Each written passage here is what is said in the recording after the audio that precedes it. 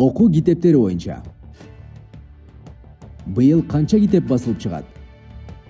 2023-жылы 1.278.000 нускада окуу китептери, мугалимдер үчүн методикалык колдонмолор жана жумушчу дептерлер басылып чыгат жана ушул жылдын сентябрь айынан баштап мектептерге борборлоштурулуп жеткириле баштайт. Бул көрсөткүч былтыркы жылга салыштырмалуу 10 эсеге көп.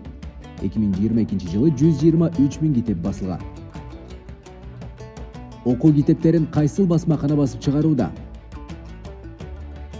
Кыргыз Республикасынын президентинин 2022 жылдын 18 октябрындагы номер 352 Кыргыз Республикасынын билим берүү уюмдары үчүн окуу материалдарын даярдоо маселелери жөнүндө жарлыгына ылайык Кыргыз Республикасынын билим берүү уюмдары үчүн окуу материалдарын Учкун ачык акционердик коому даярдайт. Ал үчүн атайын жаңы техникалык каражаттар алынган. Мурун китептер жеке басмаканаларда даярдалып, баасы бир кыйла жогору болгон. Жылына республикалык бюджеттен китеп басып чыгарууга канча каражат бөлүнөт? 2023 жылы республикалык бюджетте окуу китептерин даярдоого жана басып чыгарууга китеп ижарасынан түшкөн каражаттарды кошкондо 324 миллион сом каралган. 152 миллион сом республикалык бюджеттен, 172 миллион сом китептин ижарасынан түшкөн каражат.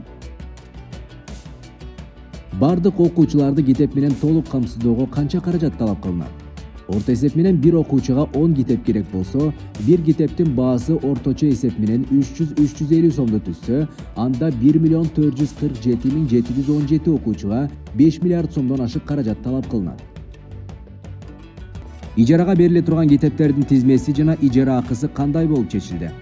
2023-2024 окуу жылында бир китептин ижара акысы 25 сомду түзөт жана ал жылына бир жолу төлөнөт. Окуу китептерин ижарага берүү тартибине ылайык колдоого муктаж үй бүлөлөрдөгү балдарга окуу китептери бекер же жеңилдетилген шарттарда берилет.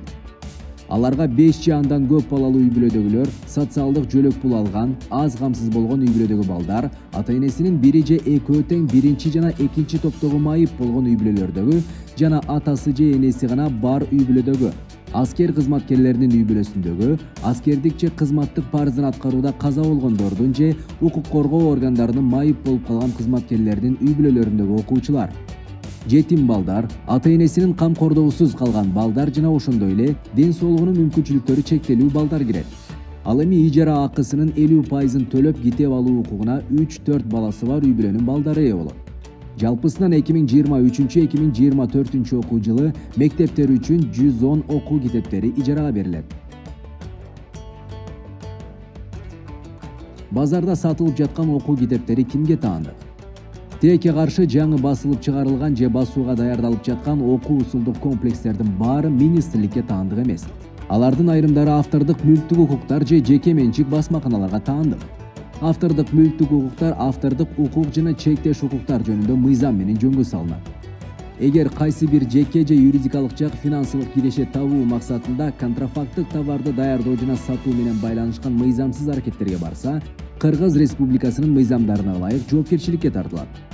Министрлик ата-энелерди азыркы кырдаалга түшүнүү менен кароого, китеп басып чыгаруу жаатындагы мамлекеттик саясатты колдоого чакырат.